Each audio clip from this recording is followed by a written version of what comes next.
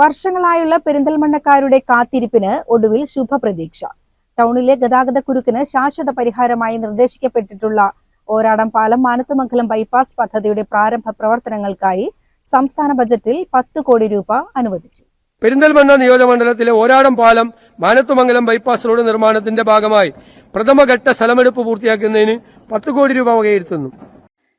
ഈ bypass road യാഥാർത്ഥ്യമാകുന്നതോടെ Perinthalmanna നഗരത്തിലെ യാത്രാക്ലേശത്തിന് വലിയ തോതിൽ ശമനമുണ്ടാകും. കോഴിക്കോട് പാലക്കാട് റൂട്ടിൽ സർവീസ് നടത്തുന്ന ദീർഘദൂര വാഹനങ്ങൾക്കും യാത്രക്കാർക്കും ഇനി പെരിന്തൽമണ്ണ ടൗണിലെ തിരക്കിൽപ്പെടാതെ എളുപ്പത്തിൽ ലക്ഷ്യസ്ഥാനങ്ങളിൽ എത്തിച്ചേരാനാകും. നഗരഹൃദയത്തിലെ തിരക്ക് ഒഴിവാക്കാൻ സഹായിക്കുന്നതോടൊപ്പം പെരിന്തൽമണ്ണയുടെയും പരിസര പ്രദേശങ്ങളുടെയും സമഗ്രമായ അടിസ്ഥാന സൗകര്യ വികസനത്തിനും ഈ ബൈപ്പാസ് വൻ കുതിപ്പേകും. ബൈപ്പാസ് പദ്ധതിക്ക് പുറമെ പെരിന്തൽമണ്ണയുടെ ആരോഗ്യ, വിദ്യാഭ്യാസ, ഗ്രാമീണ റോഡ് വികസന മേഖലകൾക്കും വൻ പ്രാധാന്യമാണ് ഇത്തവണ ബജറ്റിൽ ലഭിച്ചിട്ടുള്ളത്. പെരിന്തൽമണ്ണ നിയോജക മണ്ഡലത്തിലെ വിവിധ പദ്ധതികൾക്കായി 22.75 കോടി രൂപയാണ് ബജറ്റിൽ ഉൾപ്പെടുത്തിയിരിക്കുന്നത്.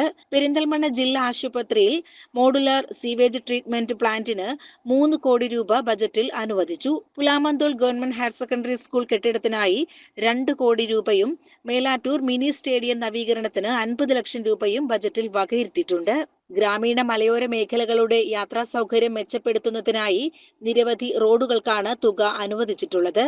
ചെറുകര ഗേറ്റ് പാറക്കൽമുക്ക് റോഡിനായി 2 കോടി രൂപയും അമ്പലക്കുന്ന് എടായ്ക്കൽ ഒടമല റോഡിന് 1 കോടി രൂപയും മലങ്കട കമ്പിമല റോഡ് പള്ളിപ്പടി പെരുമ്പറമ്പ് റോഡ് എന്നിവയ്ക്ക് 50 ലക്ഷം രൂപ വീതവും മല്ലിക്കട പള്ളി റോഡിന് 25 ലക്ഷം രൂപയും അനുവദിച്ചവയിൽ ഉൾപ്പെടുന്നു. കൂടാതെ നിലവിലുള്ള പെരിന്തൽമണ്ണ മാനത്തുമംഗലം കക്കൂത്ത് ബൈപ്പാസ് നവീകരണത്തിനായി 2 കോടി രൂപയും ബജറ്റിൽ പ്രഖ്യാപിച്ചിട്ടുണ്ട്. CCN പെരിന്തൽമണ്ണ.